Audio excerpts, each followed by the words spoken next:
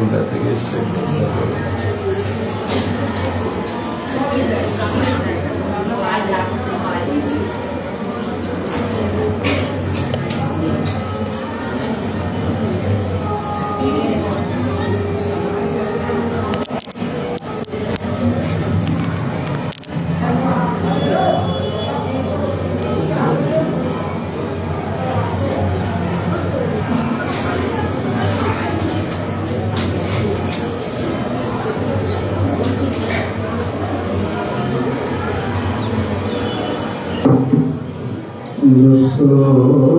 प्रसादात् भगवत् प्रसाद यस्य प्रसादान्नवति कुतोऽपि ध्येयं स्तुवंस्तस्य यशस्त्रिसन्ध्यं वन्दे गुरुश्रीचरणारविन्दम्। आजानुलम्बितभुजौ करतावदातो संकीर्तनैकपितरो कमलायताक्षो विश्वम्भरो द्विजवरो जुगधर्मपालो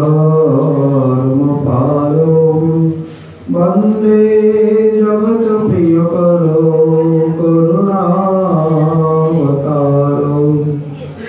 वृन्दावने विहरतो विविधैर्विनोदैः श्रीदासमित्रगुरुवृन्दमुदं विधत्तो वृन्दाश्रमं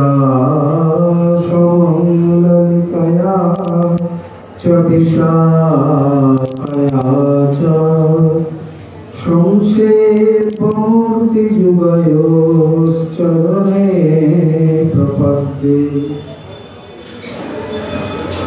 श्रीमद्भागवतं नौमि यस्यैकस्य प्रसादतः अज्ञातामपि जानन्ति सर्वगमानपि सचुपनिषितचेताः स्तदुग्रस्तन्नभावो भजितरुचिरलीला कृष्णसारस्तदीयम्। गतमित कृपया यस्तत्तदीपं पुराणम् तमखिल विजिनागिनं वैश्वशूलं नतोऽस्मि। नमो धर्माय महते नमः कृष्णाय वेदसे ब्रह्मणेभ्यो नमस्कृत्य धर्माय वक्ष्य सनातनं नारायणं नमस्कृत्य नरं चैव नरोत्तमं देवीं सरस्वतीं वैशं ततो जयमुदीरये। या दृष्टा निखिलादुषङ्कुशमणि स्पृष्टा बपुपावनि रोगाणामभिवन्दिता निरसने सिक्तान्तपत्राशिनि प्रकाशक्तिविधायिनि भगवत् कृष्ण स्वसंरोपिता नस्तातच्चरण विमुक्तिफलदा तस्यै तुलस्यै नमः। जय रूप सनातन भक्त रघुनाथ श्रीजीव गोपाल भट्टदास रघुनाथ। এই চায় গোসাইয়ের করি চরণ বন্দন যাহা হইতে বিঘ্ননাশ অভীষ্ট পুরাণ বাঞ্ছা কল্পতরুভ্যশ্চ কৃপা সিন্ধু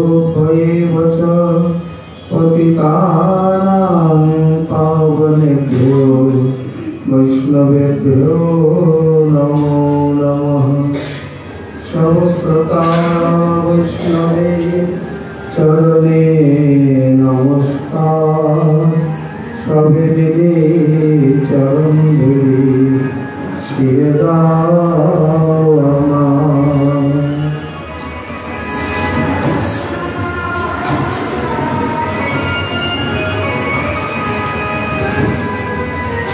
जय जय श्री चैतन्य जय नित्यानंद जय अद्वैत चंद्र गौर भक्तवृंद भक्तरश्मि सहित गौरांग सुनिरे भागवत कथा भक्तिलाभ।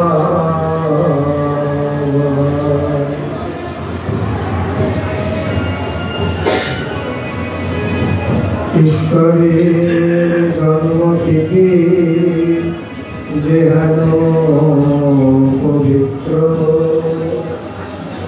वैष्णवेर तिथिर तेमती चरित्र।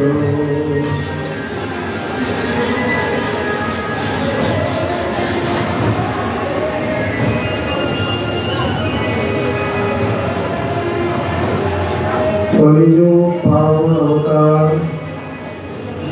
श्री कृष्ण चैतन्य महाप्रभु अति अंतरंग प्रिय पार्षदवर गौड़ीय आचार्य कुल भास्कर परम विरक्त शिरोमणि कविकुल मुकुटमणि विश्व वैष्णव राजसभा सभाजन भाजन श्री श्री नित्यानंद कृपा पात्र श्री श्री वृंदावन दास ठाकुर महाशय तदीय अमर महाग्रंथ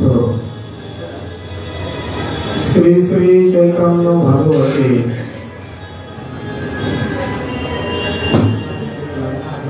तिथि समाराधनार महामहिमा वर्णन करते गিয়ে বলছেন ঈশ্বরের জন্মতিথি যেহেন পবিত্র বৈষ্ণবের তিথির তেমতি চরিত্র। এই পয়েমেরই ব্যাখ্যা মাধুরী প্রসঙ্গে যতদিন সেই তিথি গত অষ্টমীতে প্রভাষ্টমীতেই চলে গেছে তথাপি আমরা অন্যান্য বিভিন্ন কথায় তাকে আর আলোচনা করতে পারিনি। শেষের এই দুই দিন আমরা সেই পরম পাবন পুরুষ শ্রী চৈতন্য অভিন্ন কলেবর তারই দ্বিতীয় প্রকাশ শ্রী শ্রীনিবাস আচার্য প্রভুর পরম পাবনী চরিত কথা শ্রবণ কীর্তনে গতি হয়েছে। তার পূর্ব নিবাস চাকুন্দি গ্রামে নদিয়ার মধ্যে। এই স্থানে শ্রী গঙ্গাধর ভট্টাচার্য তিনি পত্নী লক্ষ্মীপ্রিয়া দেবীর সঙ্গে অবস্থান করতেন। দম্পতি প্রত্যেকেই যেমন ভক্ত তেমনি সজ্জন সাধু আর সেই সঙ্গে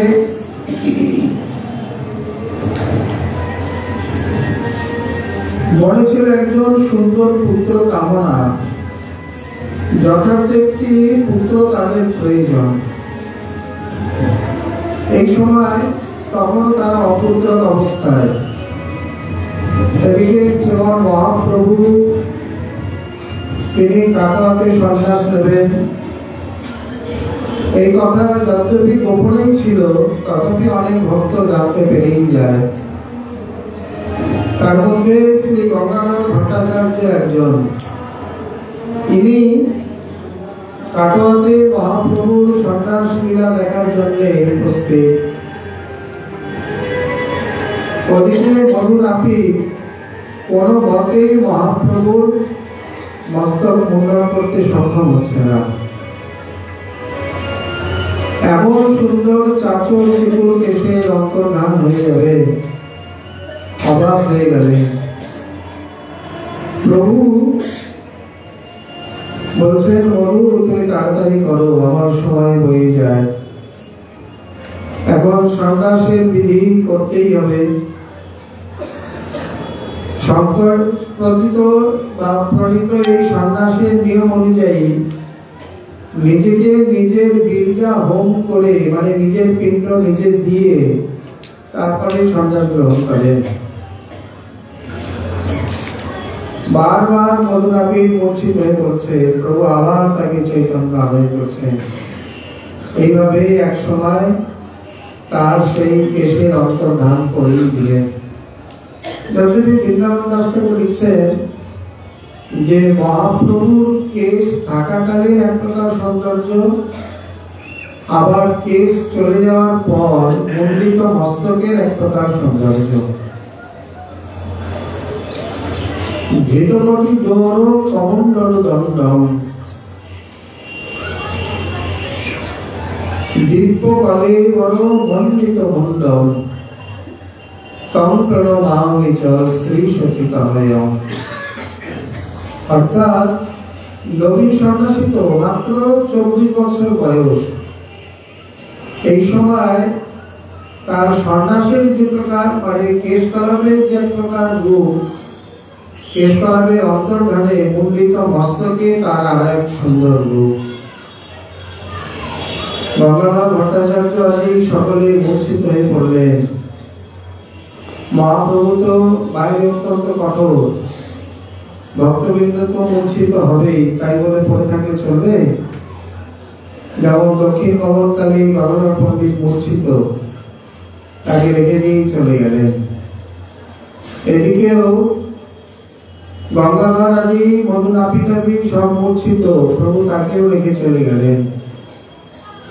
পরে তিনি গৃহে এসে কেবল হা শ্রীকৃষ্ণ চৈতন্য, হা শ্রীকৃষ্ণ চৈতন্য এই বিলাপ করতেন। তার মুখে শোনে, তার রোদনে তার পত্নীও লক্ষ্মীপ্রিয়া দেবীও রোদন করতে থাকেন। যে শোনে সেই আকুল হৃদয়ে রোদন করে। এই কৃষ্ণ চৈতন্য বলতে বলতে তার নাম হয়ে যায় চৈতন্য দাস। পরবর্তীকালে গৌড়ীয় বৈষ্ণব সমাজে এই গঙ্গাধর ভট্টাচার্য নাম কোথায় হারিয়ে যায়, থেকে যায় কেবলমাত্র চৈতন্য দাস রূপে। ওদিকে এরপরে মহাপ্রভু নীলাচলে মানে দক্ষিণাদি ভ্রমণ করে এসছেন। ভট্টাচার্য সপত্নী নিজের স্ত্রীর সঙ্গে তিনি নীলাচলে গিয়ে উপস্থিত। কতদিনে নীলাচলে উত্তরিল গিয়া প্রভুর দর্শন লাগি উৎকণ্ঠিত হইয়া। কারণ শ্রী ভক্তিরত্নাকরে নরোত্তম বিলাসে, প্রেম বিলাসে, অনুরাগ বল্লী আদিতে আচার্য প্রভুর জীবনী সবিস্তারে বর্ণিত হয়েছে। মনে হয় এক সপ্তাহ ব্যাখ্যা করলেও আরামে ব্যাখ্যা করা যাবে, এত বিশাল চরিত্র। অন্যদের চরিত্র সেই তুলনায় এত বিশাল নয়। যাই হোক, তিনি শ্রীমৎ মহাপ্রভু তাকে নির্দিষ্ট বাসা, প্রসাদ ইত্যাদি ব্যবস্থা করে, কারণ এটি প্রভুর অন্যতম এক বৈশিষ্ট্য, বিশেষ করে নীলাচলে চাতুর্মাস উপলক্ষে বা অন্যান্য সময় অন্য ভক্তবৃন্দ এলে তাদের প্রসাদ এবং থাকার ব্যবস্থা করে দিতেন। এটি একটি সাধারণ নৈতিক কর্তব্য। তারা দূর থেকে এসছেন, তারা বিশেষ কিছু জানেন না, এখানে তাদের চেনা পরিচিতি নেই, প্রভু এলাকার স্থায়ী বাসিন্দা। এটি প্রভুর একটি সাধারণ নৈতিক কর্তব্য বলে মনে করে তিনি করতেন, বা ভক্ত সেবাও বটে। যেমন নিয়মের সময় রাধাকুণ্ডে, দোলে, নবদ্বীপে প্রচুর ভক্তের সমাগম হয়। এবং বহিরাগত যত ভক্ত নবদ্বীপে বা বৃন্দাবনে খুব সুন্দর দেখা যায়।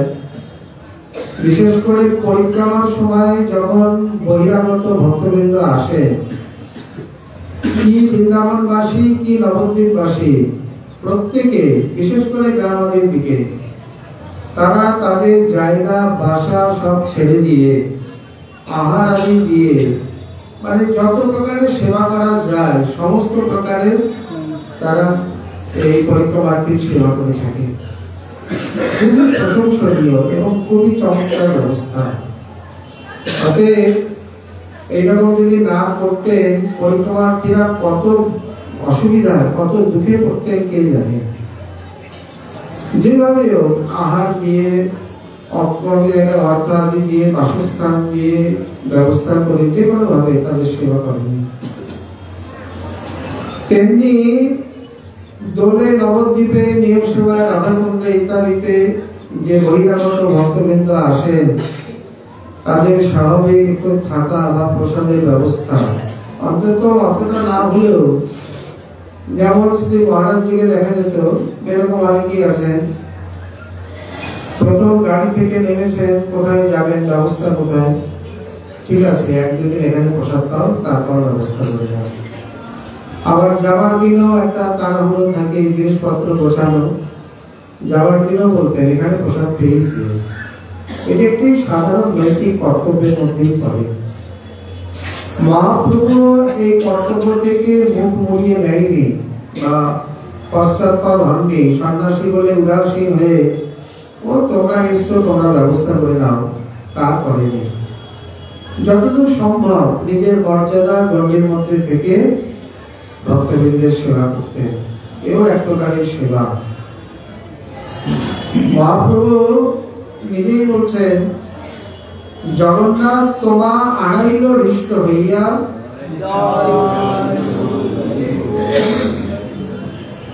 চলো চলো জগন্নাথ করহ দর্শন করিবে কামনা পূর্ণ শ্রীপদ্ম লোচন।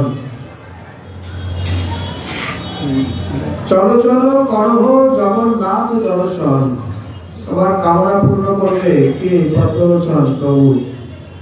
উনি অন্তর্যামী বুঝতে পেরেছেন। পরে গোবিন্দকে বলছেন আমার শেষ পাত্র ভট্টাচার্যকে দিও। আর দেখো উনি পুত্র কামনার্থে নীলাচলে এসছে, ওরা একটু খেয়াল রেখো।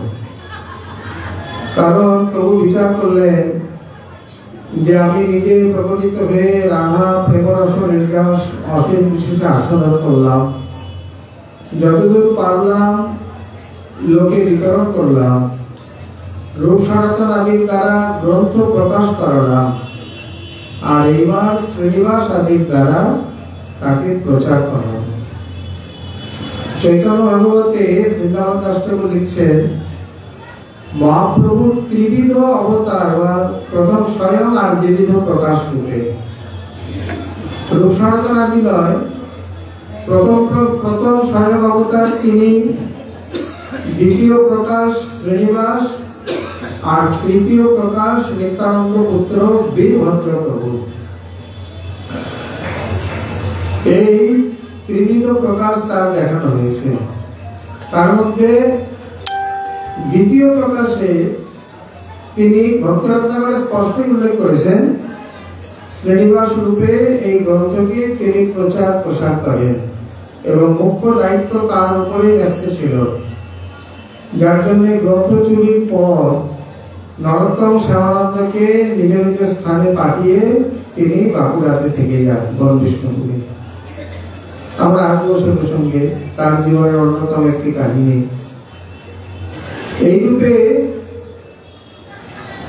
মহাপ্রভু সান্ত্বনা দিয়ে তাদেরকে ঘরে পাঠালেন, আর দেখতে না দেখতেই লক্ষ্মীপ্রিয়া দেবী গর্ভবতী হলেন। বৈশাখী পূর্ণিমা দিবা রোহিণী মুহূর্ত, শুভক্ষণে লক্ষ্মীপ্রিয়া প্রসবিলা পুত্র। বৈশাখ পূর্ণিমার রোহিণী নক্ষত্রে তার আবির্ভাব। বৈশাখ পূর্ণিমা একটি বিশেষ দিন। শ্রী রাধারমণের প্রাকট্য দিবস, মাধবী পূর্ণিমা বা বুদ্ধ পূর্ণিমা, শ্রীনিবাস আচার্য প্রভুর আবির্ভাব, এবং মাঘী পূর্ণিমায় ঠাকুর মশাইয়ের আবির্ভাব, আর বৈশাখী পূর্ণিমায় গৃহত্যাগ, শ্রাবণী পূর্ণিমায় দীক্ষা গ্রহণ। তিনটে পূর্ণিমাতে ঠাকুর মশাইয়ের তিনটে বিশেষ কার্য, একটিতে আবির্ভাব, একটিতে গৃহত্যাগ, আর একটি দীক্ষা গ্রহণ। আর তিরোভাব কার্তিকী কৃষ্ণ পঞ্চমী বৃহস্পতিবার পরে পরে প্রথমে পড়ে যায়। এই রূপে বৈশাখ পূর্ণিমা অত্যন্ত গুরুত্বপূর্ণ দিন। যাই হোক, তিনি নীলাচল থেকে এসে মহাপ্রভুর কৃপায় তাকে প্রাপ্ত হয়েছে। সঙ্গে সঙ্গে শ্রী চৈতন্য পাদপদ্মে তাকে সমর্পণ করেন। নিজেও চৈতন্য দাস, পুত্রকেও অর্পণ করে দিলেন।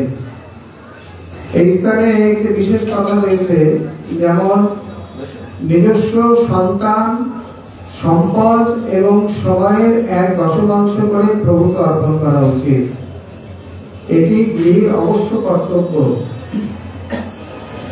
এখন যার মনে করুন 10টা সন্তান, সে নয় একটা সন্তান নিয়ে দিল, ঠিক আছে। যার একটি সন্তান, তিনি কি করবেন? তিনি যদি অর্পণ করে দেন, তাহলে তো বলতে গেলে সোনায় সোহাগা। তার যতই প্রশংসা করা যাক, কমই কম। একটি বিশেষ ঘটনা না বললেই নয়। হুগলি জেলায় আজ থেকে আরো বেশ কিছু বছর আগে এক মা তার ছোট্ট পুত্র, এই কত 2.5-3 বছর বয়স হবে, এনে বলছেন, বাবা এর গলায় তুলসী মালা দিয়ে দিন। তো বলছি, এত অল্প বয়সে দেবেন, রাখতে পারবে বড় হয়ে? বলে, বড় হয়ে কি করবে জানি না, এখন তো দিয়ে দিই। জিজ্ঞাসা করেছে, নাম কি রেখেছেন? বলছেন, অর্পণ। কেন? বলে, আমি যখনই হাসপাতালে শুনলাম যে আমার পুত্র হয়েছে, আমি তখনই ওই বেডে শুয়ে শুয়ে আমার পুত্রকে ভগবান চরণে অর্পণ করে দিয়েছি, এই জন্য তার নাম অর্পণ। আর বাবা কি নাম রেখেছে? বলে, বাবা নাম রেখেছে কিরো। কিরো মানে, কিরো হচ্ছে বিশ্ববিখ্যাত জ্যোতিষী, পাশ্চাত্য দেশীয়। বাবা জ্যোতিষী, এই জন্য নাম রেখেছে কিরো। ভবিষ্যতে পরে গিয়ে কি হবে সেটা পরের কথা, কিন্তু এই যে মায়ের মনোভাব, যে হাসপাতালে জানবার সঙ্গে সঙ্গে তিনি মনে করলেন আমার গর্ভে এলো আমার সন্তান নয়, প্রভুর সন্তান, প্রভু কৃপা করে দিয়েছেন। এই জন্য প্রভু চরণে অর্পণ করে দিয়ে তার নামই রাখলেন অর্পণ। কত সুন্দর বিচার, কত সুন্দর তার বুদ্ধি। এইরকম যদি জগতে সকলের হতো, তাহলে তো বলাই কিছু বলতেই হতো না। এই প্রকার ওনার ওই পুত্রকে প্রকটের সঙ্গে সঙ্গে তিনি শ্রী চৈতন্য চরণে সমর্পণ করলেন। নাম হল শ্রীনিবাস, কিন্তু সদা সর্বদা চৈতন্য চরণ ছাড়া আর কিছু জানে না।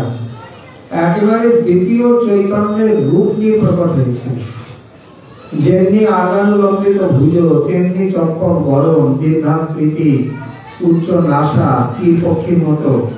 যেমন চৌরস কপাল ছাদ, তেমনি কপল, চিবু, উন্নত গ্রীবা, কোটি, তুঙ্গ, ঋতু বক্ষ, সিংহের ন্যায় কোটি। এইভাবে সমস্ত মহাপুরুষের লক্ষণে লক্ষণান্বিত। তার মাতামহ মানে বলরাম মিত্র, ইনি আবার জ্যোতিষী ছিলেন।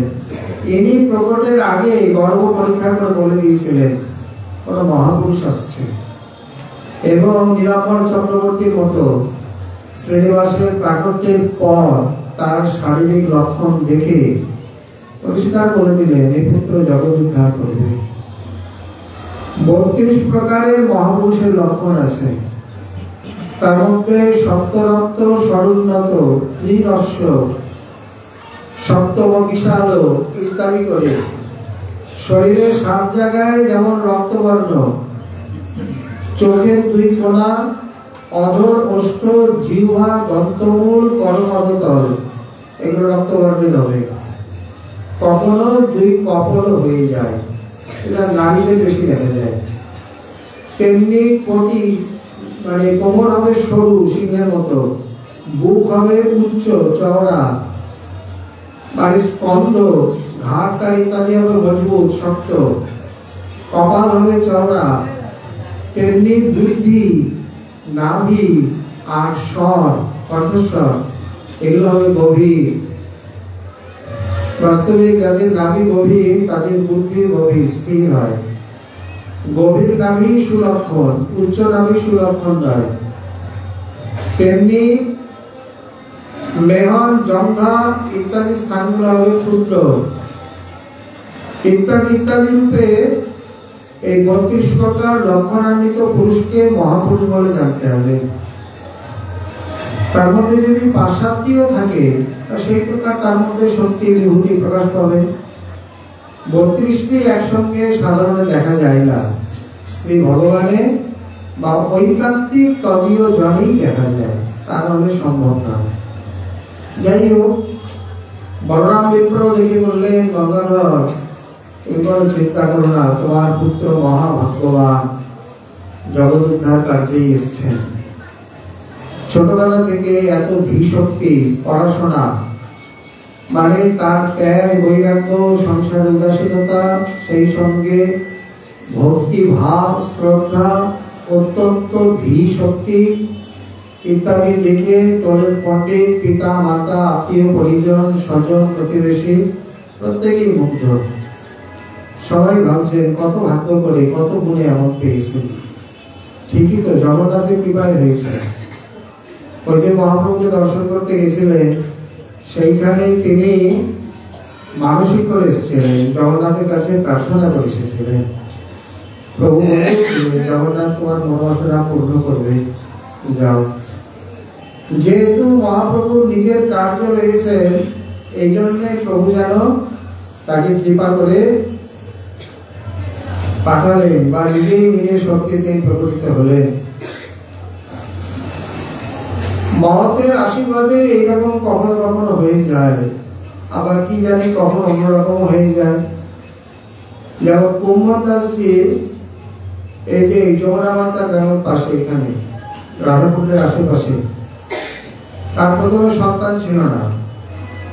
বল্লভের কাছে দীক্ষা নিলেন, গুরুদেব কৃপা করে শ্রীনাথজির কীর্তন সেবা দিলেন, আর স্ত্রী দীক্ষা নিয়ে আশীর্বাদ চাইছেন। আচার্য বলছেন, কি আশীর্বাদ চাই? বলছেন, আমার কোনো পুত্র নেই। ভক্তজি বলে দিচ্ছেন, যা, তোমার ৭টা পুত্র হবে। একেবারে নেই তো, একটাও নেই, এখন কোল ভরিয়ে। কমল দাস জিজ্ঞাসা করলেন, কি আশীর্বাদ চাইলে? বলে, আমার ছেলে নেই, ছেলের আশীর্বাদ চেয়েছি। পড়ার মুখী এগুলো বাজারে আলু চাল পটলের মধ্যে ২ টাকা দিলেই পাওয়া যায়, এগুলো তো চেয়ে নেয়, ভক্তি চাইতে পারি না, খুব দুষ্ট হবে। এখন আচার্যের আশীর্বাদ যেমন যায়, দেখতে দেখতে ৭টা পুত্র হলো। নিতান্ত গরিব দুঃখী, তেমন কিছু জমি জমা নেই। এদিকে নিজেরা স্বামী স্ত্রী, ৭ পুত্র, ৭ পুত্র বধূ, ওদিকে ১৪ আর ২ 16, তারপর বিধবা ভাইজি, এই ১৭ জনের সংসার। সেই হিসাবে জায়গা জমি খুবই কম। কিন্তু ভক্তের আশীর্বাদে হলেও পরবর্তীকালে কুমল দাসজিকে যদি জিজ্ঞাসা করা হতো যে আপনার কটি পুত্র বা কটি সন্তান, উনি পরিষ্কার বলতেন, আমার ১.৫ পুত্র। ১.৫ পুত্র, এবার কেমন কথা? কি সেই জড়সন্ধের মতো অর্ধেক নাকি? মানে খানিকটা সেই রকমই। জ্যেষ্ঠ পুত্র ছিল চতুর্ভুজ দাস, সে একেবারে পিতার মতনই, একে পূর্ণ পুত্র রূপে মানতেন। আর কনিষ্ঠ পুত্র কৃষ্ণ দাস, তাকে অর্ধেক পুত্র রূপে মানতেন। এই শ্রীনাথজি গোচারণ করতেন। কারণ ভক্তিমান ছিল, কিন্তু পিতা বা বড় ভাইয়ের মতো হয়নি, অল্প কিছু।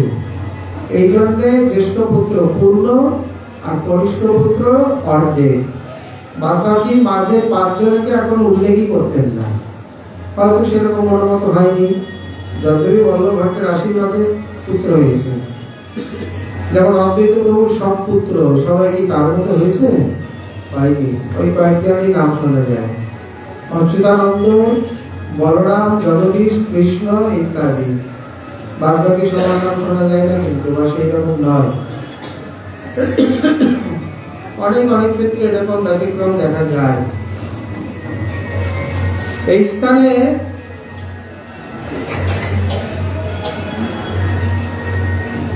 শ্রীনিবাস একমাত্র হলো মহাপ্রভুর কৃপায়, জগন্নাথের কৃপায় অদ্বিতীয় পুরুষ। তার গুণের সঙ্গে, চরিত্রের সঙ্গে কারোর কোনো তুলনা হয় না। এই রূপে দেখতে দেখতে পিতা চৈতন্য দাস একদিন দেহত্যাগ করলেন। পিতৃহারা সন্তান মহাপ্রভু অগ্রসর হয়েছেন শ্রী চৈতন্য লীলা স্থান এবং অন্যান্য পার্শ্বগণকে দেখার জন্য। তিনি উপস্থিত।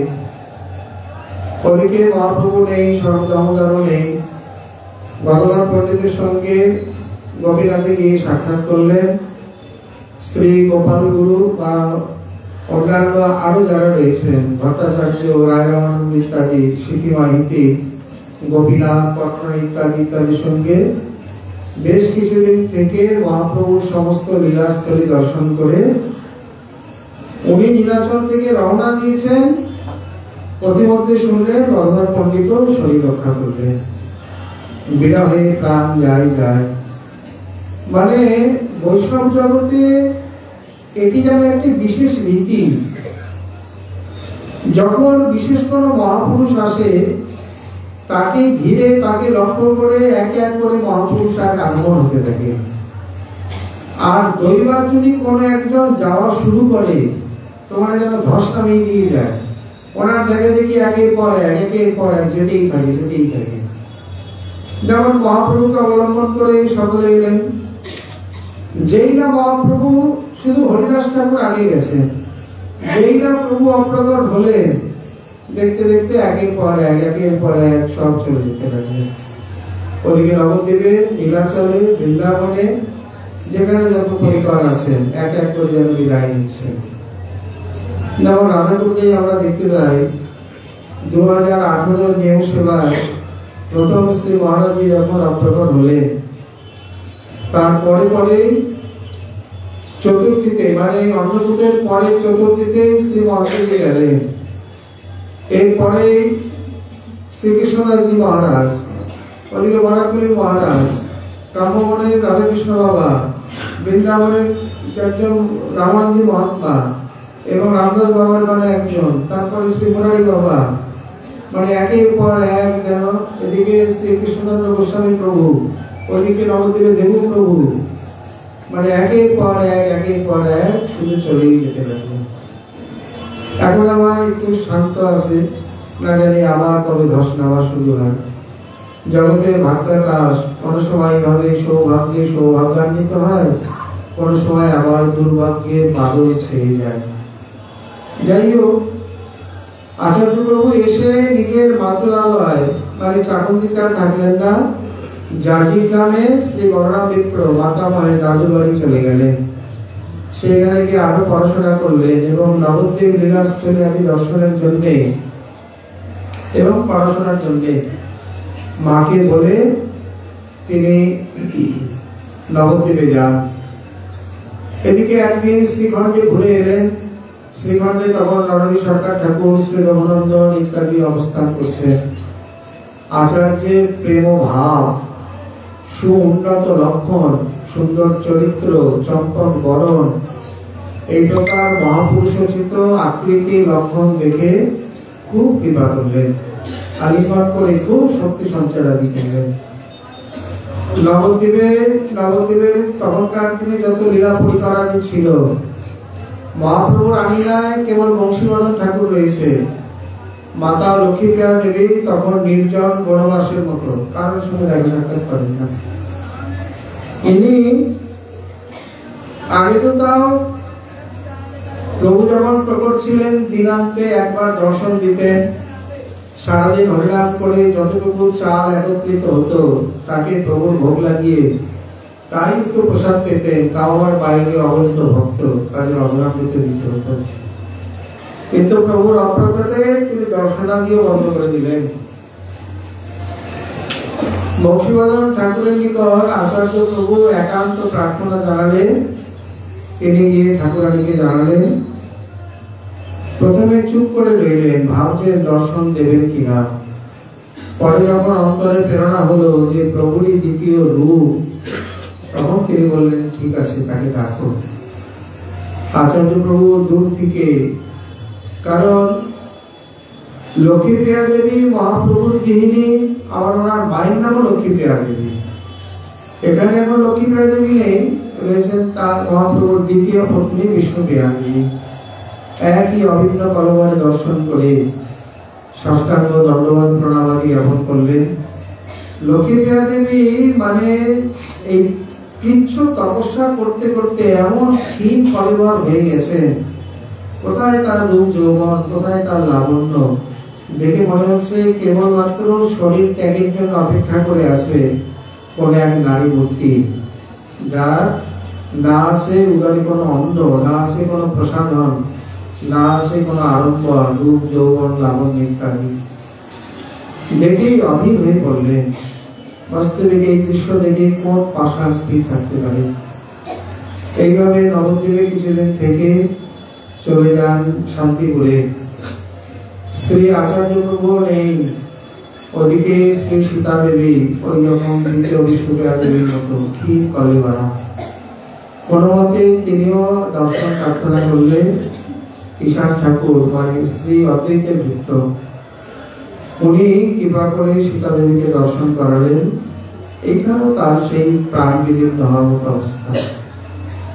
এই রূপে ধীরে ধীরে আবার নীলাচলে এই দাদি যখন চলে আসেন,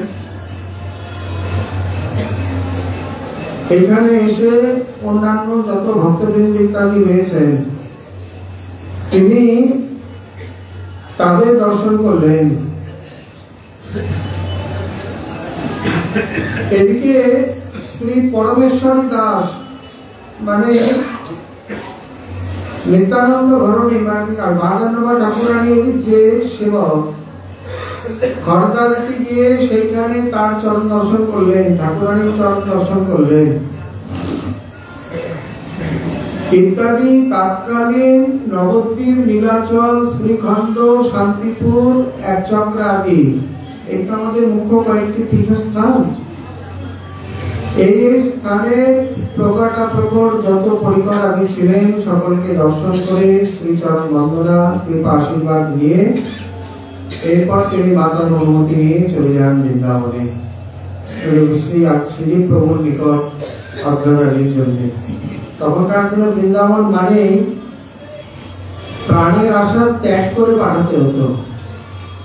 মোটামুটি কমপক্ষে যেতে 3 থেকে 3.5 মাস, মানে 90 থেকে 100 দিনের পর। এবার যে যেভাবে হাঁটে, প্রতিমধ্যে এই প্রকার কত বিপদ আপদ, ঝাড়খণ্ডের সাপদ সংকট পথ, কত হিংস্র জন্তু জানোয়ার, চোর ডাকাত, অতএব কোন প্রাণী, কোন মা তার সন্তানকে ছেড়ে দিয়ে আবার মনে করতে যে এই বৃন্দাবনের হাঁটা পথে গিয়ে আবার হাঁটা পথে আমার কাছে ফিরে আসবে। বা যারা বৃন্দাবনের উদ্দেশ্যে গমন করতেন এক প্রকার প্রাণের মায়া ত্যাগ করে, মানে ফেরে যদি দৈবাত না হলে আসার করো না, বৃন্দাবন যাচ্ছে মানে একবারই যাচ্ছে, এইরকম ভাব। এই রূপে শ্রীমান মহাপ্রভু যে পথে বৃন্দাবনে গমন করেছিলেন সেই পথেই তিনি গমন করলেন। পথে বিশেষ করে ঝাড়খণ্ডে গেলে শ্রীমান মহাপ্রভুর বৃন্দাবন গমনকালে ঝাড়খণ্ডের পথে সব থেকে বেশি প্রেম ভাব প্রকাশিত হয়েছিল। উন্মাদনা, নর্তন, কীর্তন, প্রেমদান, লীলা ইত্যাদি। ব্রজের পথে মনে হয় এত প্রেমদান আর অন্য কাউকে করেনি। পুরো ঝাড়খণ্ডের মধ্যে যত পশু পাখি, জীবজন্তু, জানোয়ার, বৃক্ষলতা, বিটকে বিতানকে প্রেমদান করেছে, স্থাবর জঙ্গলকে করেছে, এত প্রেম মনে হয় একসঙ্গে দক্ষিণও করেনি। যাই হোক, এই রূপেই তিনি সেই ঝাড়খণ্ডের পথে যখন উপস্থিত হলেন, ঝাড়খণ্ড বর্তমানে 2025, মহাপ্রভুর 500 বছর অতীত হয়ে গেছে। 500 এই 7-8 বছর বা 8-10 বছর এরকম হবে, 510ই আমরা ধরি। 2025-এ গিয়েও ঝাড়খণ্ডে এমন এমন কিছু এলাকা আছে যেখানে 30-40 কিলোমিটারের মধ্যে কোনো পানীয় জলের ব্যবস্থা নেই, কোনো জায়গা নেই, কোনো একটা মঠ মন্দির বা বিশ্রাম বা প্রসাদানের ব্যবস্থা, এইসব কিছু নেই। তাহলে এখনো পর্যন্ত এই অবস্থা। আজ থেকে 510 বছর আগে তার চিন্তা করুন আরো কত ঘোর জঙ্গল ছিল, কত বিপদ সংকুল ছিল। আচার্য প্রভু সেই স্থান দিয়ে যখন যাচ্ছে প্রেমাপ্লুত, মহাপ্রভুর সঙ্গে তো সঙ্গী ছিল, এখানে তো একাই। এইভাবে দীর্ঘদিনের পথ অতিক্রম করে মথুরায় গিয়ে পৌঁছালেন। দেখতে দেখতে শ্রী প্রভুর চরণ বন্দনা করলেন। শ্রীরূপ সনাতন, রঘুনাথ ইত্যাদি রূপ সনাতন আদি অপ্রকট হয়েছেন। শ্রীনিবাসের চরণে শ্রী প্রভুর চরণে আত্মসমর্পণ করলেন। বললেন আমি তোমার গুরু নই, তোমার গুরু শ্রী গোপাল ভট্ট প্রভু, যাও তার কাছে যাও। এখানে আচার্য প্রভু একটু মিথ্যা কথা বলেছেন, মিথ্যা আচরণ করেছেন। তার একমাত্র কারণ হলো গোপাল ভট্ট গোস্বামী প্রভুর কৃপা লাভের জন্য। ইনি ওনাকে জিজ্ঞাসা করা হয়েছে তুমি বিবাহিত? বলছেন না। মানে ব্যাপারটা উনি জানেন। এটি অনুরাগ পণ্ডিতে ধরেছে মনোহর দাসজি। এমনিতেই এই স্থানের নাম হচ্ছে ফকিরাবাদ। মানে আকবর যখন দান করে জমির পাটটা, বলছেন কেবল বিরক্ত সাধনা, মানে ফকির সন্ন্যাসী তারা বাস করবে, অন্য কোনো গৃহে আদি নয়। গৃহের জন্য তো সারা দুনিয়া পড়ে গেছে। এই ফকিরাবাদ থেকে ধীরে ধীরে পরবর্তীকালে এই যে রাধা, মানে আগে তো নাম ছিল আরিগ্রাম, আরিগ্রাম থেকে ফকিরাবাদ, ফকিরাবাদ থেকে রাধাকুণ্ড। সেই রীতিনীতি অনুযায়ী আজও এখানে গৃহস্থরা বসবাস করে না। বিশেষ করে যে বিরক্ত পঞ্চগদ্দী রয়েছে, এর মধ্যে বিরক্তেরই বাস, গৃহীত নয়। এখন গোপাল ভট্ট গোস্বামী শ্রীনিবাসের মতো নবীন ব্রাহ্মণ যুবককে পেয়ে মনে করছেন একে দিয়ে যদি আমি এই প্রকার এই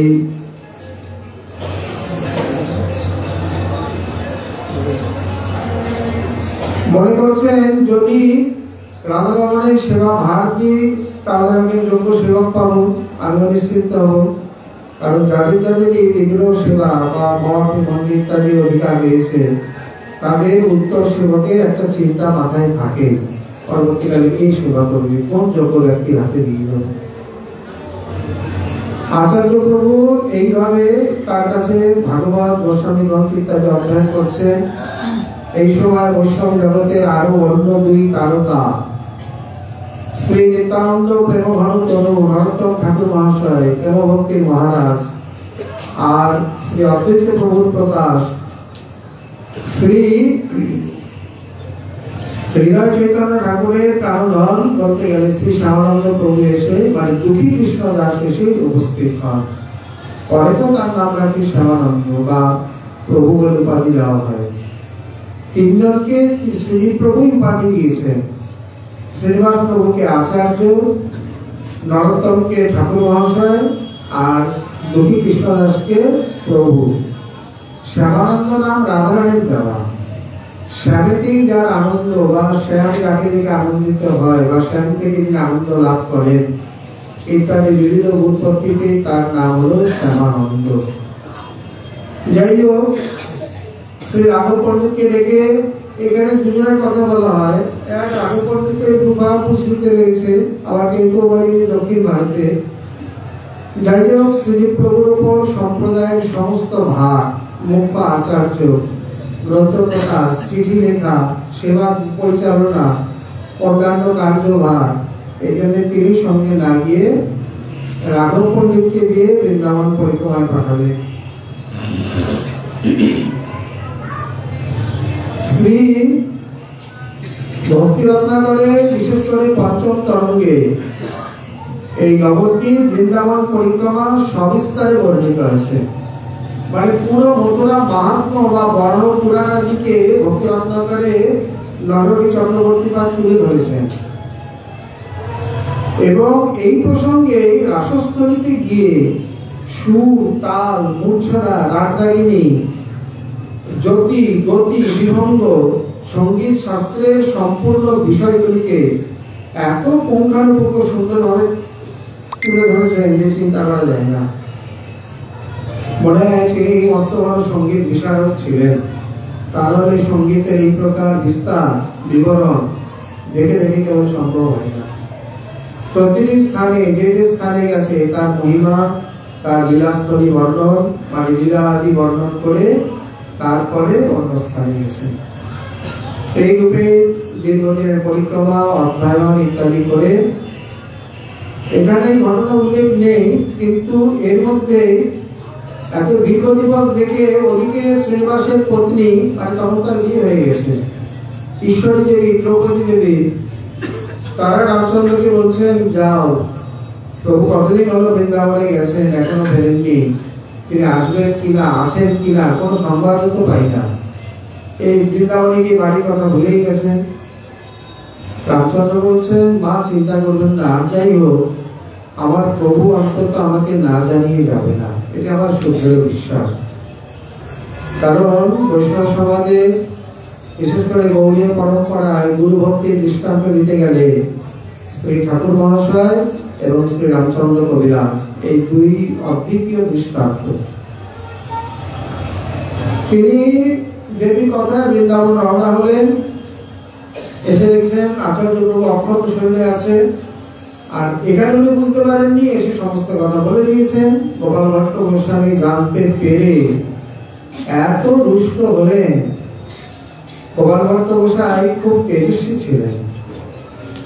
শ্রীনিবাসকে ডেকে বলছেন তোমার এত বড় স্পর্ধা, তুমি আমাকে এই প্রকার মিথ্যা কথা বলবে। তাড়াতাড়ি চরণে পড়ে গেছেন, বলছেন প্রভু ক্ষমা করবেন। একটাই উদ্দেশ্য, অন্য কোনো ছল চাতুরি কপটতা বা স্বার্থের জন্য নয়, একটাই উদ্দেশ্য কেবলমাত্র যদি আপনার কৃপা থেকে বঞ্চিত না হয়, এই কারণে। গোসাইজি শুনে খুব আনন্দিত হলেন, বেশি কিছু আর বললেন না। কিন্তু যখন দেখলেন বিবাহিত, তা আবার দুই দিয়ে, তখন ভাবলেন এর দ্বারা রাধারমণের সেবা হবে না। পরে উনি যখন এই একবার গণ্ডগীতে গিয়েছিলেন, অনেকে বলে এই সারগ্রাম সেখান থেকেই আনা। পথে যেতে হরিদ্বার যেতে সাহারানপুর পরে, এইখানে এক বিপ্র গৃহে তিনি অবস্থান করে ভিক্ষা করেছিলেন। সেইখানে দামোদর দুর্গাদি নামে তার যে ভাইপো পরবর্তীকালে সে ভ্রাতুষ্পুত্র ব্রহ্মচারী অবস্থায় চলে আসেন এবং তাকে দীক্ষা শিক্ষা দিয়ে রাধারমণের সেবায় করেন। বর্তমানে রাধারমণের যে বংশধর দেখা যাচ্ছে এই তারাই। কোন গোসাই এখানে সন্তান নয়, সব শিষ্য পরম্পরা। যেমন সনাতন প্রভুর বর্তমানে মানকর গ্রামের যে জীবন ব্রাহ্মণ, তার পরম্পরা। রঘুনাথ ভট্ট গোস্বামীরও দক্ষিণ ভারতে যে গদাধর পণ্ডিত, গদাধর ভট্ট, তার পরম্পরা মানে হনুমান নপুরে। এইভাবে সব শিষ্য পরম্পরাটি দেখা গেছে। শ্রীনিবাস আচার্য প্রভু অত্যন্ত দুঃখের সঙ্গে কাতর হয়ে, এখন সব ঘণ্টাফোড় হয়ে গেছে, যেতেই হবে, অনেকদিন হলো, পড়াশোনা প্রায় হয়ে গেছে। সেদিন প্রভু সমস্ত গোস্বামীর পুঁথি, এগুলো মূল পুঁথি, একটা গরু গাড়ি মানে একটা গাড়িতে বোঝাই করে বাদশার পাট্টা দিয়ে, এখনকার দিনে যেমন জিএসটি ইত্যাদি কত কিছু, বা এক রাজ্য থেকে আরেক রাজ্যে গেলে কেউ ধরে, জিজ্ঞাসাবাদ করে, কর নেয়, যাতে উত্তর ভারত থেকে পূর্ব ভারত যেতে প্রতিমধ্যে কোথাও কোনো বাধা প্রাপ্ত না হয়, এই জন্য সরকারি ভাবে ব্যবস্থা করে সেই গ্রন্থ সম্পদ সেই বঙ্গদেশে পাঠালেন। কতখানি দূরদর্শী এবং অভিজ্ঞ যে পথে সরকারি বাধা হতে পারে, কেউ খুলে দেখতে পারে, নষ্ট করতে পারে, এই পাট্টাটা দেখালে আর কোনো প্রকার কোনো বাধা হবে না, সঙ্গে সঙ্গে সবাই ছেড়ে দেবে। আসলে ওদিকে ঝাড়খণ্ড, রাজমহল ইত্যাদি হয়ে মানে বাঁকুড়ার পরে পরেই তো এখানে যে সুবর্ণরেখা নদী গেছে, সুবর্ণরেখার এই পাশে ঝাড়খণ্ড, এই পাশে বাংলা, পুরুলিয়া বাঁকুড়ার উপর দিয়ে গেছে। এইখানে মহাপ্রভুর অনেক চরণ চিহ্ন আছে, বড় বড় বোল্ডারে প্রভুর বসার চিহ্ন, হাতির পায়ের চিহ্ন, সাপের চিহ্ন, হরিণের চিহ্ন, অনেক অনেক চিহ্ন আছে। অধিকারিক চিহ্ন ওইখানে গেছে। এই স্থানে এসে বাঁকুড়া বনবিষ্ণুপুরে দস্যু রাজা বীর হাম্বির করলেন কি, গ্রন্থ সম্পর্কে হরণ করে নিলেন। এটি তার জীবনের একটি অন্যতম কীর্তি। তার কাছে ছিল এক গণক, এদের বলে ফাঁসুরে ডাকাত। দূর থেকে যখন কেউ আসে, গণনা করে যখন জানতে পারে এর কাছে বেশ কিছু সম্পদাদি আছে, তাকে সেবা ছলে নিয়ে হত্যা করে সব সম্পদ নিয়ে নেয়। রাত্রিবেলায় তিন প্রভু বিশ্রাম করছেন, ওদিকে সম্পূর্ণ গ্রন্থ সহ পুরো মানে গণক বলেছেন মহামূল্যবান রত্ন আছে, হিসাবে তো ঠিকই, কিন্তু এতে কেবল পুরো কাগজের পুঁথি। রাজা বেগামী বুঝতে পারেনি। এনে যখন দেখছেন, দেখে তো সব গ্রন্থে বোঝাই করা। গণককে বলে, তুমি বললে মহামূল্যবান বস্তু, গ্রন্থ তো মূল্যবান বটেই রাজন, সেটা আমাদের কাছে না হোক, কারোর কাছে বটে। ওনারা যখন এত দূর থেকে বয়ে বয়ে আনছে, নিশ্চয়ই কোনো গুরুত্ব আছে। ওদিকে সকালবেলা জানতে পেরে হাহাকার করে উঠলেন, এদিক ওদিক খুঁজলেন, কোথাও পেলেন না। আচার্যবাবু বললেন, তোমরা দুজন চলে যাও, আমি গ্রন্থ উদ্ধার না করে যাব না, কারণ আমার উপরই মুখ্য ভার। না পেলে প্রাণ দেব, কিন্তু আমি যাব না। তারাও কোনো মতে সঙ্গ ছাড়া হতে রাজি হলেন না, কিন্তু আচার্যবাবু বারবার বলাতে ঠাকুর মশাই চলে গেলেন ভেতরে, আর শ্যামানন্দ প্রভু চলে গেলেন এই যে মেদিনীপুর উড়িষ্যার সীমান্তে আমরদা এই স্থানে, ধারেন্দা বাহাদুর, তারপরে রোহিণী। রোহিণী একটা জায়গার নাম, রসিকানন্দ প্রভুর আবির্ভাবস্থলী। আমরদা, এইখান দিয়ে মহাপ্রভু সন্ন্যাস করে গিয়েছিলেন। এর নাম হচ্ছে কাটোয়া আমরদা মঠ, আমরদা নামে স্টেশন আছে। তারপরে মরণপুর, কানপুর। মরণপুর মানে পুরী যাওয়ার পথে দস্যুরা এখানে গাছে উঠে দেখতেন প্রতিমধ্যে কে আসছে, এইটাই পুরী যাওয়ার পথ। ওইখানে পথযাত্রীকে ধরে সর্বস্ব লুট করে ওই কুয়ার মধ্যে ফেলে দিত। কুয়ার মধ্যে ফেলে দিলে আর উঠবে কি করে, শুকনো কুয়া। এইভাবে না খেতে পেয়ে, আর ওইখানে সমস্ত সব দেহ গলে পচে রয়েছে, তো তোর মধ্যে গেলে তো এমনিতেই ঘৃণায় মরে যাবে। এইভাবে মরতে মরতে কত যে মরেছে তার ঠিক ঠিকানা নেই। এই জন্য নাম হলো মরণপুর। শ্যামানন্দ প্রভুকেও ফেলতে এসেছিল, কিন্তু তার প্রভাবে পারেনি। সম্পূর্ণ দস্যু সরকার থেকে তার চালা চামুন্ডা যেখানে ছিল সবাইকে দীক্ষা শিক্ষা দিয়ে সাধু করে দেয়। আগে রয়েছে কানপুর, এই ইউপি কানপুর নয়, এই হচ্ছে মানে মেদিনীপুরে উড়িষ্যার কানপুর। এখানে শ্যামানন্দ প্রভুর দেহ সমাধি রয়েছে, খুব সুন্দর মনোরম স্থান। মানে বনভোজনে গেলে এইসব জায়গাতেই যেতে হয়, যাওয়া উচিত। ওখানে রয়েছে রাধা তমাল। আমরা এদিকে তমাল দেখি, তমাল তো কৃষ্ণ তমাল। বৃন্দাবনের তমাল ইত্যাদি ছোট ছোট, বা শিউলি ফুল ইত্যাদি ছোট, সেই তুলনায় বঙ্গদেশে অনেক বড় বড় হয়। কি জানি, বঙ্গদেশে তমাল বৃক্ষ বিশাল, পাতাও বড়, গাছও অনেক বড়। তেমনি প্রায় একটা বড় সড়ো আম গাছ, বট গাছের মতো রাধা তমাল। এর পাতাও একটু বেশি সবুজ, এই জন্য বলে রাধা তমাল। আর ফলগুলো এমনি তমালের থেকে আরেকটু বড়, মানে আপনার এই যে বিলাতি কুল বা ছোট ছোট টমেটোর মতো এইরকম। যাই হোক, শ্রীনিবাস প্রভু রয়ে গেলেন সেই স্থানে। বীর হাম্বির আবার মানে দস্যুগিরি করলো ভাগবত পাঠ শুনতে। বাবা কথায় বলে, চোরা প্রভু নাম শুনে ধর্মের কাহিনী, এছাড়া আবার ধর্মের কাহিনীও শোনে। পাঠ হয়, উনিও খুঁজে বেড়াচ্ছেন, এদিক ওদিক পরিচয় দেননি। যখন শুনলেন রাজসভায় পাঠ হয় গেছেন, কি আশ্চর্য ভ্রমর গীত পাঠ হচ্ছে। অযোগ্য ব্যক্তি অযোগ্য মুখে যা হয়, যেমন উল্টো পাল্টা ব্যাখ্যা। আচার্য প্রভু শুনে শুনে মাঝে মধ্যে মানে বিকৃত ব্যাখ্যা, তো সিদ্ধান্ত বিরোধ, রসাভাস, সব এইরকম ব্যাখ্যা। মাঝে মধ্যে চমকে চমকে মানে কি ব্যাখ্যা করছে। কোনো কোনো জন এটি আবার দেখতে পেয়েছে। এইসব জায়গায় মনসা মঙ্গল, শীতলা বাসুলী দেবীর এইসব পাঠ হবে, তবেই না চমৎকার হবে। এইসব জায়গায় রাসলীলা, ভ্রমর গীত পাঠ, আমার তো মনে হয় বৃন্দাবন ছাড়া ভ্রমর গীত পাঠ করা উচিতই নয়। কেউ মর্যাদা বুঝবে না। মানে নিজের কথা বলতে নেই, তবুও একবার অনেক অনুনয় বিনয় প্রার্থনায় যে চট্টগ্রামে ভ্রমর গীত পাঠের কথা বলেছিলেন, 7 দিন ভ্রমর গীত পাঠ হবে। মানে ভাগবত সপ্তাহে সংক্ষেপে শুনে খুব ভালো লাগে। এই প্রথম বছর ভাগবত সপ্তাহ, তারপরে ভ্রমর গীত পাঠ।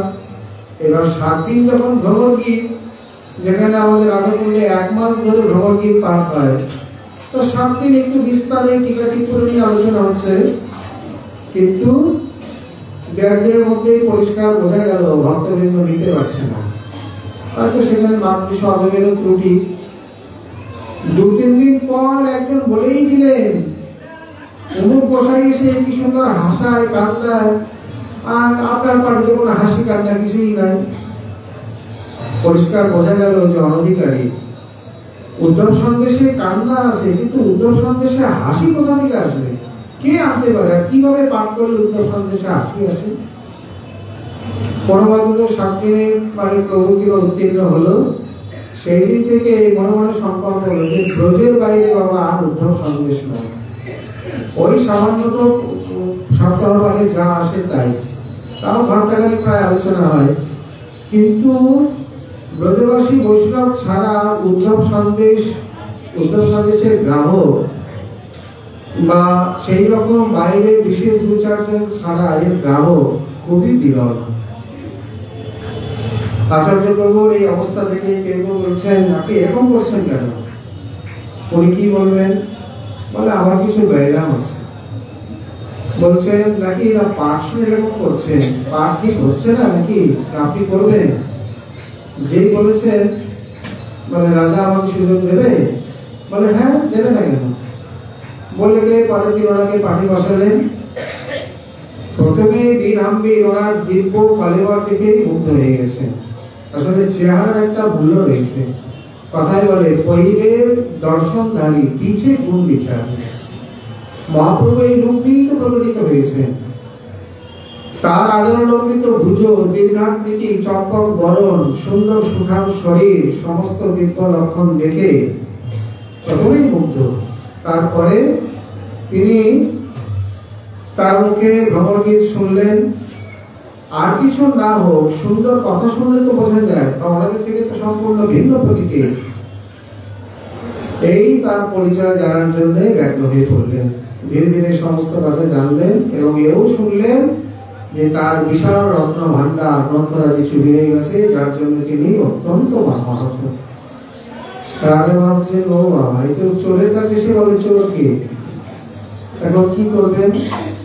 পরে উনিও ধীরে ধীরে তার সান্নিধ্যে, কথায় বলে দর্শনে পবিত্র করে এই তোমার গুণ, সাক্ষাৎ মহাপ্রভুর দ্বিতীয় প্রকাশ। তার মুখে ভাগবতের গীত শ্রবণ, তার দর্শন, সম্ভাষণ ইত্যাদি করে বীরহঙ্গিনীর এতদিনের যে দস্যু বৃত্তি, যে দুরাচারিতা, সেই দুষ্প্রবৃত্তির কিছুটা হলেও শান্তি হলো। উনি বললেন, আচার্য, চোর অন্য কেউ নয়, চোর আমি আপনার সমস্ত অমূল্য গ্রন্থরাজি চুরি করে নিয়েছি। কেন? আমি দস্যু তো, গণন করেছি, মূল্যবান রত্ন আছে, আমি এই মনে করে চুরি করেছি। মানে নষ্ট করবি তো? বলে না। ভিতরে গিয়ে দেখালেন আপনার যেমনকার গ্রন্থ তেমন সবই আছে। আচার্য প্রভু তাড়াতাড়ি অঙ্গের বসন মানে গায়ের উত্তরীয় খুলে সাষ্টাঙ্গ দণ্ডবত প্রণাম করলেন, বহুবিধ স্তুতি করলেন, গ্রন্থকে পরিক্রমা করলেন। গ্রন্থের একাদৃশ্য সম্মান বীরামৃত বললেন দেখেনি, আমরাও দেখিনি। খুবই মুক্ত হয়ে ধীরে ধীরে সমস্ত কথা নিবেদন করে বলছেন, এতদিন তো চুরি করলাম, ওই মত তো আর ভুলল না, পেট তো হয় না, আপনি আমাকে কৃপা করে দীক্ষা দিন। এই হচ্ছে সাধু সঙ্গের ফল। সাধু সঙ্গ সর্বশাস্ত্রে কয়, লব মাত্র সাধু সঙ্গে সর্বসিদ্ধি হয়। আর গঙ্গার পরশ হলে পশ্চাতে পাবন, দর্শনে পবিত্র করো এই তোমার গুণ। তে পুনন্তি উরুকালেন দর্শনাদেব সাধু। উরুকালেন মানে দীর্ঘকালেন। তীর্থাদি দীর্ঘকালে পবিত্রতা দান করে, আর এই প্রকার সজ্জন বৈষ্ণব সঙ্গে সঙ্গে পবিত্রতা দান করে। যেমন জীবন ব্রাহ্মণের মধ্যে ছিল দারিদ্রতা মানে অর্থের লালসা, সেই লালসা পরিত্যাগ করে সনাতন প্রভু তাকে দিব্য মন্ত্র দান করলেন। এইভাবে শুভ দিনে বীর হাম্পিকে দীক্ষা দিলেন, তার পুত্র ভারী হাম্পি বা গোপাল তাকেও দীক্ষা দিলেন। মহতের কৃপার কি বৈশিষ্ট্য, যে বীর হাম্পির এত বড় দস্যু, সেই বীর হাম্পির সঙ্গে সঙ্গে পদরচনা করে গুরু স্তুতি করতে লাগলেন। প্রভু মন শ্রীনিবাস পুরাইলে মনবাস, তুয়া পদে কি বলিব আর। আছেন মায়ার কীট বড়ই লাগিত মিঠো, ঘুচাইলে রাজ অহংকার। করিতু গরল পান সেবেল ডাহিন বান, দেখাইলে অমি আরো ধার। পিব পিব করে মন সদা নারী উচ্চাটন, এমতি তোমার ব্যবহার। রাধাপদ সুধা রাশি সে পদে করিলে দাসী, গোলা পদে বাড়ি দিলাচিত। শ্রীরাধা রাধা রমণ সহ দেখাইলে কুঞ্জ গেহ, জানাইলে দুহু প্রেমরিত। শ্রী যমুনা তীরে যাই তীরে সখী ধাওয়া দেয়, রাই কানো বিলসাই সুখে। এবির হাম্বির হিয়া ব্রজপুর সদা ধিয়া, যাহা অলি উড়ে লাখে লাখে। এই পদটির মধ্যে অনেক অনেক তাৎপর্য রয়েছে। প্রভুমর শ্রীনিবাস পুরাইলে মন আস, কি মন আস পূরণ করলে? এতদিন এত আশা কোনটাই পূরণ হয়নি, একটা পূরণ হয় আরেকটা জাগে। আজ তুমি এমন ভাবে মনের আশা পূরণ করলে যে আর কোনো আশা বাসনা কামনা জাগছেই না। এটাই হচ্ছে পুরাইলে মন আস। তুয়া পদে কি বলিব আর, আমি কিভাবে কৃতজ্ঞতা প্রকাশ করব। আছিনু বিষয় কীট বড়ই লাগিত মিঠো, ঘুচাইলে রাজ অহংকার। বিষয় নিষ্ঠার কিনা ছিলাম, কি ছিলাম, তাকেই ভালো লাগতো। কারণ সংসার সকল মানব বিষয় গরল জানো, নরতন ভজনের মূল এইসব নয়। বিষয়ে বিষম বিষ সতত খাইলু, বিষয়রূপী বিষ সেই গরলকে সতত পান করে গেছে, কোনদিন বিচার করিনি। তুলসীদাসজি বলছেন, কাম ভুজঙ্গ রসতে যাব যাহি, বিষয় নিম কটু না লাগত তাহি। সর্বদংশন করলে ওঝারা গিয়ে অভিজ্ঞরা আগে নিম পাতা খেতে দেয়। যদি নিম পাতা খেয়ে রোগীর টিকা লাগে তাহলে আপনি বিষ অত ছড়ায়নি, চিকিৎসা করলে বেঁচে যাবে। আর যদি নিম পাতা মিঠা লাগে তাহলে জানবে বিষ সারা শরীরে ছড়িয়ে গেছে, থেকে বাঁচানো যাবে না। নিম পাতা স্বাভাবিক তিতা, তাও যদি কারো মুখে মিঠা লাগে তাহলে তার মধ্যে কত তিতা আছে এবার বুঝে না। তেমনি কামরূপী ভুজঙ্গ মানে কামরূপী সর্পের দংশনে বিষয়রূপী নিম তিতা লাগে না, মিঠা লাগে। আমিও সেই মায়ার কীট হয়ে বিষয়ের কীট হয়ে তাতেই পড়েছিলাম, আর বড় বৃষ্টি লাগতো, বড় সাধু লাগতো, কিন্তু সেই রাজ অহংকারকে তুমি নিবারণ করলে। আর পিব পিব করে মন সদা লাগি উচ্চাটন, দেখাইলে অমিয়ার করিতু গরল পান সেভেল ডাহিন বাম। আমি এই বিষয় বিস্তার শুধু কি জানো, এই গরলকে পান করে যেতাম। কবে দিয়ে বুঝলে? আজ এসে বুঝছে যে বিষয় গরল বা বিষ, এতদিন বুঝতে পারলি, একদিন তার মধ্যে রমিত হয়েছিল। সেভেল ডাহিন বাম মানে তাকে আজ সরিয়ে দিয়ে, দেখাইলে অমি আরো ধার, অমিয় অমৃত, সে অমৃত ধারা কিসের? ভক্তি সাধনায় সেবায় যে অমৃত ধার, সেই অমৃত ধার আমাকে চাকালে। পিব পিব পিব করে মন সদা লাগি উচ্চাটন। এখন সেই অমৃত কতক্ষণে পান করব, সদা সর্বদা মন তার জন্য উচ্চাটন, উদাসীন। কারণ অমৃতের স্বাদ যে পাইনি তার কাছে এইরকম, যে পেয়েছে ওই যে পিলে মন করে পিব পিব। একবার যিনি আশ্বাস পেয়েছেন তিনি আর কোনোদিন ছাড়তে পারবেন না। এমনই তোমারও ব্যবহার, বাস্তবে তোমার এই চমৎকারিতা আগে আমি বুঝতে পারিনি। পরবর্তী পায়রে যা বলছেন, রাধা পদ সুধা রাশি সে পদে করিলা দাসী গোড়া পদে বাঁধি দিলা চিত শ্রী রাধা রাধা রমন সহ দেখাইলে কুঞ্জ গেহ জানাইলে দুহু প্রেমরিত। যারা বলে নবদ্বীপ কাল্পনিক বা নবদ্বীপ বৃন্দাবন একসঙ্গে কি করে স্মরণ করবো, বীরঙ্গের হৃদয়ে কিভাবে স্ফূর্তি পেল। শুধু তাই নয়, আচার্য প্রভু ব্রজে থাকাকালীন বৃন্দাবনে যমুনার তীরে বসে নবদ্বীপ যজ্ঞের চিন্তা করছিলেন। নিজে হাতে মালা, চম্পকের মালা গেঁথে মহাপ্রভুর গলায় দিয়েছেন, দিয়ে বাম পাশে দাঁড়িয়ে গুরুদেবের আজ্ঞায় চামর গাজন করছেন আর বারবার মালার দিকে তাকাচ্ছেন। প্রভু বুঝতে পেরেছেন, বুঝে তার মনোবাসনা অনুযায়ী মানে তাকে কৃপা করার জন্য সেই চম্পকের মালা শ্রীনিবাসের গলায় দিয়ে দিয়েছে। এগুলো সব মানুষে চলছে, অথচ মালা যখন দিয়েছেন একেবারে সাক্ষাৎ, যেমন দিয়েছেন চম্পকের মালা একবারে গন্ধে চারিদিক আমোদিত। অনেক মানে তাড়াতাড়ি সযত্নে উত্তরী দিয়ে রোকাবার চেষ্টা করলেন, কিন্তু পারলেন না। যমুনার আশেপাশে যে বৈষ্ণবগণ মানে স্নানাদিতে ছিলেন তারা দেখে তারা জানতে পেরে কথা তো ধীরে ধীরে প্রচার হয়েই গেল।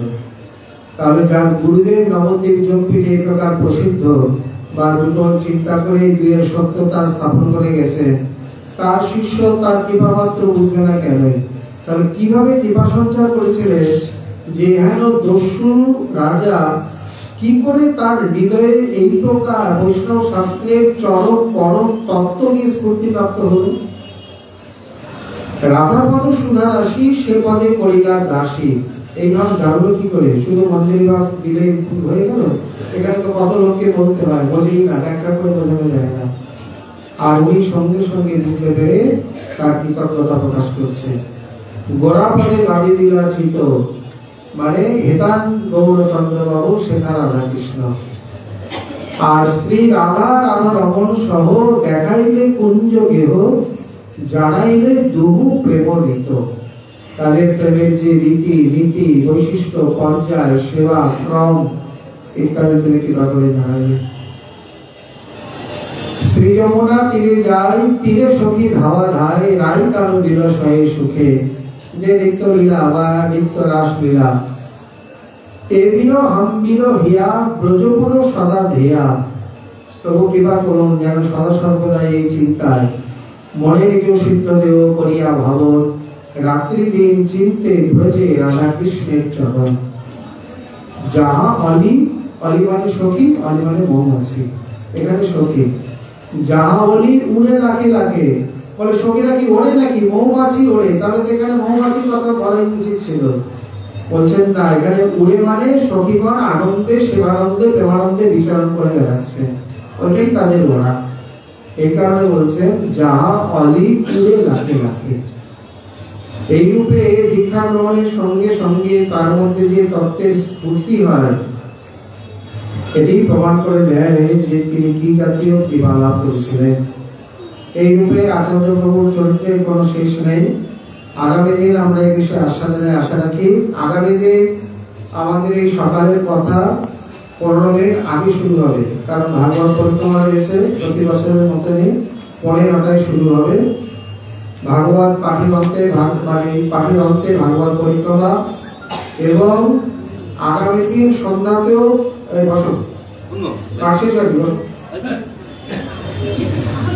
আগামী দিন রাত্রি তো যেখানে যেখানে পাঠ চলছে রাত্রে পাঠ হয়ে গিয়ে পাঠের বিশ্রাম হবে, মেহসভা সমাপ্ত হবে না। পাঠের বিশ্রামের পর নিশান্তে যেমন কুঞ্জভঙ্গ কীর্তন মঙ্গল আরতি ইত্যাদি করে তারপরে নিজের নিত্যকৃত্য সমস্ত ব্রত শ্রী রাধা দামোদর দেবীর চরণে সমর্পণ। আমরা প্রথম দিন বলেছি, আবার বলছি, ভালো করে শুনে নিন। আগেই দৌড়ে সেলুনে যাবেন না, খবরদার। পুরো 1 মাসের ব্রত ওই সেলুনের কাছে আগে চলে যাবে। সমস্ত ব্রত রাধা দামোদর দেবকে অর্পণ করে মানে রবিবার আগামী দিন তো ব্রত, পরশু দিন সোমবারে যথারীতি মঙ্গল আরতি আদি করে নিজের নিত্যকৃত্য সেরে তারপরে পারণ রাধা দামোদর দেবকে ব্রত সমর্পণ করে পারণ করা হবে। পারণ করে তারপরে পৌর কর্মাদি বা যাবতীয় কিছু যারা একাদশী থেকে ব্রত করেছেন এই একাদশী পর্যন্ত, আর যারা পূর্ণিমা থেকে ব্রত করেছেন তারা কার্তিকী পূর্ণিমা রাস পূর্ণিমা পর্যন্ত, বা এই দীর্ঘ এক মাসে যাদের নিত্য নিয়ম পূরণ হয়নি বা কিছু বাকি রয়ে গেছে তারা একাদশী থেকে শুরু করো ভীষ্ম পঞ্চক ব্রত অর্থাৎ পূর্ণিমা পর্যন্ত টেনে নিয়ে পূর্ণিমা করে তারপরে ব্রত সমাপন করে পৌর কর্মাদি বা যাবতীয় কিছু করবে। এইভাবে ব্রত উদযাপনের বিধি। আজকে আমাদের ভাগবতী কথা এখানে বিশ্রাম নেওয়া হবে। নিতাই গৌর হরি গৌর। সকলের পোশাক নিয়ে যাবেন।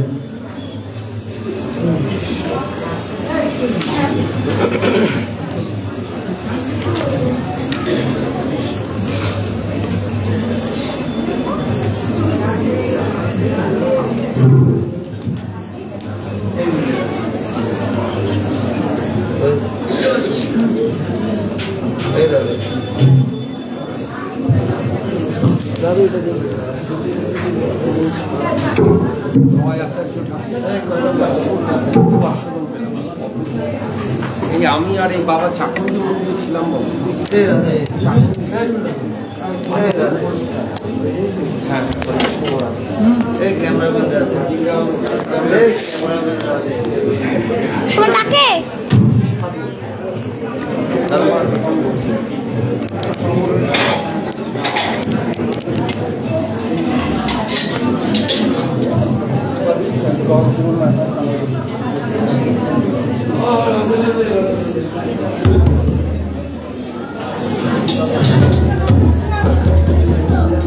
জয় জয় শ্রী রাধে,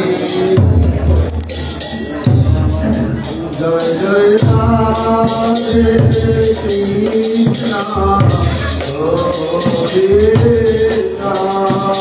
রাধে রাধে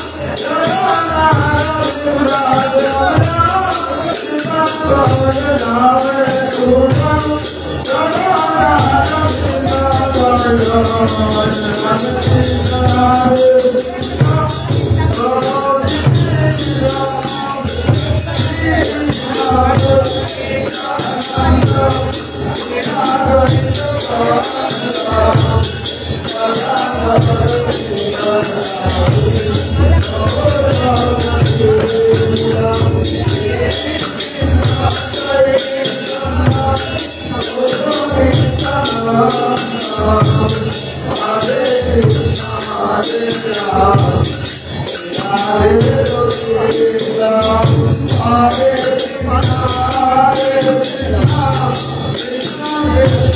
Hare